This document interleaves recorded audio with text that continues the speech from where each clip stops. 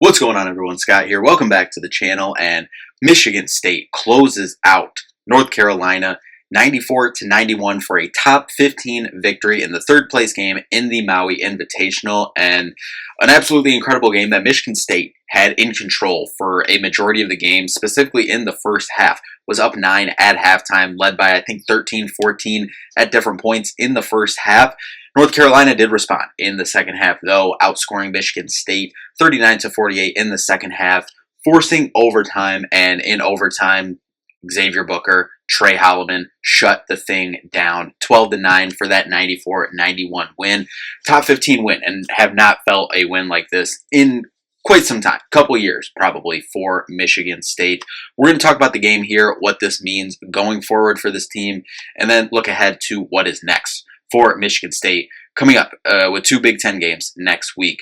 But before we jump in, if you could just hit that like and subscribe button down there. More Michigan State basketball content on the channel. Season finale for Michigan State football. If they can secure a win, have a bowl game later on in December. But make sure to subscribe so you don't miss a video. So 94-91, as we said, tale of two halves, kind of. I'd say Michigan State even really had control for about 37 minutes of the regulation period. North Carolina really kind of went on a couple little runs there in the second half of the second half, and you have to give them credit. I mean, Elliot Cadeau had a good game, like we talked about, coming at 17 points. RJ Davis was RJ Davis, 16 points, 7 assists, 6 for 18 from the field, 2 for 6 from 3. That was a point we made coming in, not shooting as well as he has historically from 3. And that kept up tonight. Seth Trimble didn't have the scoring game that he's had this year, only 9 points. I thought defensively they did a good job on him, forcing him to 3 for 9 from the field. Off the bench, though, you have to give credit to Drake Powell, 18 points for them, and Ian Jackson, 14 points and 4 rebounds for Ian as well. And we touched on him, both of those players, a little bit in the pregame, but it was really that 3-guard lineup that we talked about that we thought was going to cause problems for Michigan State. And you have to give Michigan State credit. I mean, they still hit some shots, but for the majority on Seth Trimble, on RJ Davis, made them kind of inefficient. Elliot Cadeau did hit some shots, but was still only 50% from the field and 50% from 3. But for Michigan State, there is plenty to love from this one. The only real negatives, but I can't even say it's a negative because Coach Izzo and the staff made the change. The bigs really struggled the last 2 games, and this game completely went away from pretty much every big. I don't think we saw Jackson Kohler, Simone Zapala, or Carson Cooper for about the last 15, 20 minutes if you include overtime. I don't think we've seen any of the 3 big men. For if you want to consider, I know Jax has been playing a lot of the 4, but I still consider him in with the 5s as well. But we didn't see any of those guys for about the last 15, 20 minutes. It seemed like they were playing a lot of, which we have begged and pleaded for all summer long. Xavier Booker at the 5, Cohen Carr at the 4. We even saw some Frankie Fiddler at the 4 a little bit, and we're going to get to Xavier Booker here in a second. He's one of the 2 guys I want to specifically shout out, but I mean, up and down from the guys on the roster, a lot of guys stepped up. When we got the news, like literally right before tip-off, that Jace Richardson wasn't starting, it seemed like apparently it was about within a half hour of the game. I was walking in the door right before tip-off, literally sat down as the ball was being tipped off, so wasn't on Twitter or anything, didn't see the memo that Jace was going to miss this game. Hopefully he's able to be good and he's okay and will be back next week. But keeping him out for precaution, really, it sounded like. But missed that, and when you saw that, you're like, Jesus, this is really an uphill battle in a game that you were already, predicted to lose.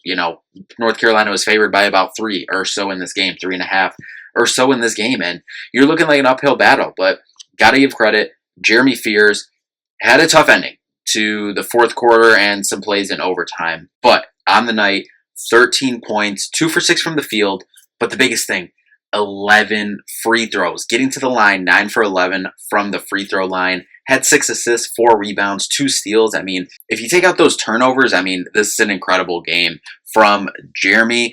Yes, the stuff at the end was concerning, but also think about this. We don't need to harp on that he missed almost close to a year of basketball, and still this is one of his first big high leverage games, and it's one that he has to play in because in some of the games that we've been in this year, it's been, he had, possibly been struggling. So they've went to Trey or they went to Jace because Jace had been playing so well. He was forced to play in this game with Jace out, and he responded big time, I believe. Yes, we will acknowledge the turnovers at the end and some of the decisions there were bad, but made enough plays throughout the game to salvage that game for him. And I thought this was a big step for him overall. Jaden Akins, I thought he was incredible all night. 14 points, 3 rebounds, had a block. He did foul out, though, which was big. 0 for 3 from 3, 6 for 13 from the field. And this is what we talked about, 13 shots. That's where we wanted him, and that's where we wanted Jace. Obviously, with Jace out tonight, we didn't have anyone else over double digits in field goal attempts, but Jaden was exactly where we were, and I thought he was just uber aggressive. He even said himself after last game that he felt like he kind of, took the pedal off the gas a little bit in the second half of last game, and he was aggressive all night. He was wanting the ball. This is kind of what we've seen in the first game of the season. Didn't have the same scoring output. What was it, 23 the first game of the season, 14 tonight. But he was getting the ball. He was getting to the basket, getting his shot. Didn't make all of them. I mean, 6 for 13 is still solid. 0 for 3 from 3. If he hits a couple of those threes, man. And his defense all night was absolutely incredible. Loved the game from Jaden Akins. Off the bench, Frankie Fiddler. That was another thing that we didn't even mention at the top. Moving Trey Holloman into the starting lineup. He's another one we're saving to talk to at the end. But Frankie Fiddler moving to the bench, and he responded incredibly. 13 points, 5 for 6 from the field, 1 for 2 from 3. 3 rebounds, 1 assist, 1 steal. He was getting on the floor, going after, diving after balls, and I thought he responded incredibly well. I'm curious how the rotations will continue to work themselves out. If they stick with this 3-guard lineup, if anything changes when Jace comes back, hopefully next week, or if they move Frankie back in there, if they move Book back in there, what they're going to do, I think, this is good decisions for Coach Izzo to have, but I'm curious how this will all shake out. Cohen Carr, 14 points, 7 rebounds, and a good amount of those points, I feel, from Cohen were second chance points. I don't have the individual second chance point numbers up in front of me for Cohen, but I mean, a handful of those. He was just grabbing the miss, going straight back up, or grabbing a loose ball in the paint, just going up, finishing strong, dunks off the glass and stuff. I mean, it was really slashing to the basket. It just incredible Cohen Carr game here. Carson Cooper, I thought, had some good minutes. I know he said that kind of went away from the bigs, and I thought he had the most impact of the 3 bigs in this game. He was 3 for 3 from the field, 2 rebounds, but I thought he had some nice moments when he was out there. But as we talked about coming in, North Carolina isn't a very tall team, so we were hoping for more of a kind of small ball lineup like we got in this game, but he was solid when we was out there. We did see some Kurtang minutes. He was 0 for 2 from 3, but like that, especially with Jace out, I think we needed it. Him in the game, getting some run in a big time level game. Obviously didn't really have an impact, in the stat sheet for this game, but it was nice to see him out there. And then saving the best 2 for last. We'll start with Xavier Booker because obviously rightfully so, everyone has been on him so far this year and throughout his career, but I mean, he started the year, obviously started the first 2 or 3 games, moved to the bench for Jackson Kohler because of 1, how he was playing, and 2, how good Jackson Kohler was playing off the bench, but he responded, especially in the second half. 0 points in the first half. Second half, he just incredibly stepped up. Overall, 5 for 7 from the field. 7 rebounds. He was getting in there, a block, 12 points overall, and had an emphatic throwdown in overtime to, really kind of help push Michigan State towards that finish line. And it was him and the other guy we are going to talk about here in 1 second, in Trey Holloman, but he was incredible, and he was doing stuff that we have been begging and pleading and wanting to see from Xavier Booker since last November when he played his first game here at Michigan State. So this is stuff that we had wanted to see from him, and we saw it all in this game. We had to see it consistently. Yes, we know this, but this was an incredible step forward. We do not even come close to winning this game without Xavier Booker and his performance in the second half and in overtime. But next up, and Trey Holloman. His first half was absolutely incredible. That 3 that got waved off at the end of the half, and then forcing everyone to come out of the locker room and come back from the halftime show to play 2 seconds.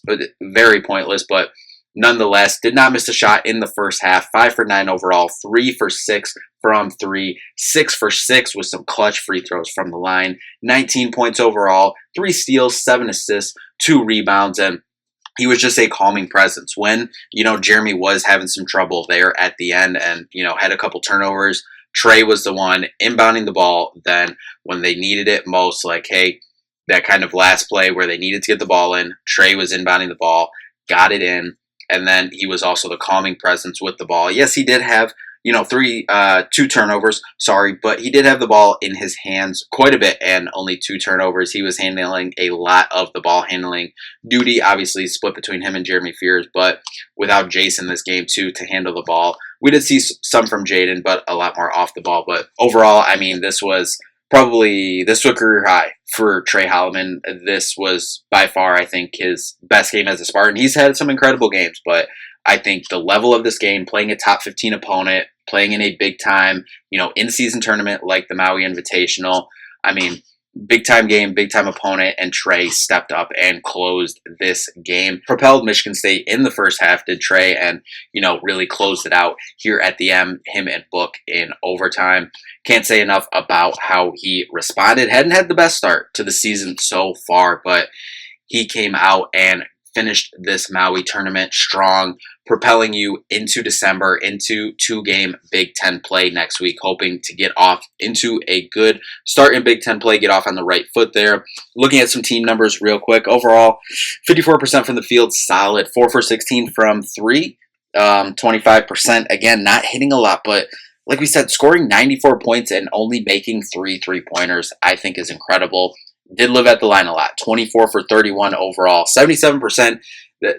Some misses there. We had Cohen missing 3 free throws. Had a front end miss from Carson. 2 from Jeremy. 1 from Jax. I mean, overall solid, but can be cleaned up a little bit. Again, you win the rebounding battle. Huge. 37 to 29.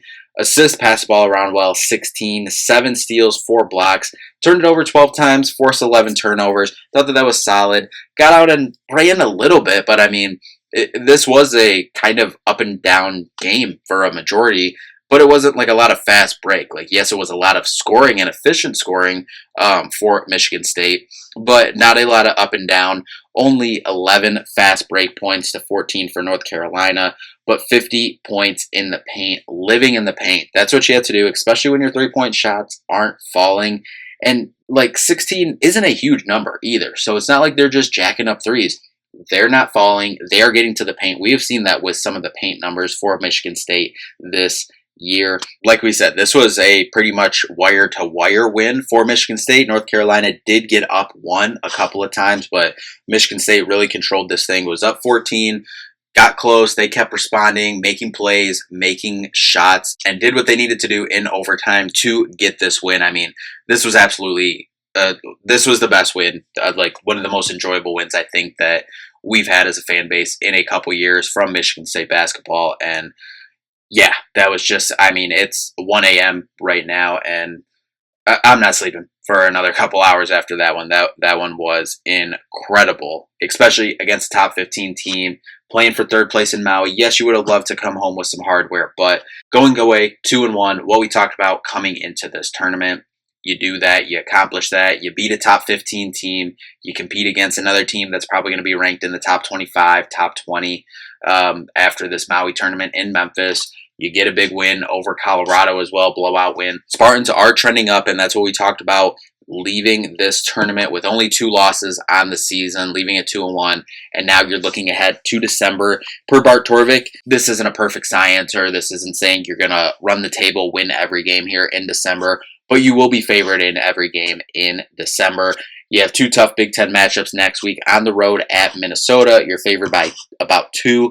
And then at home against Nebraska next Saturday, you are favored by about 5 in that game. But anyway, hopefully this is a big propel boost for this team going forward and can use this to kind of get out to that hot start. That's kind of something that we haven't seen in the last couple of years. I mean, the 2022 season where we had the Champions Classic win against Kentucky and then almost won that Carrier Classic game against Gonzaga.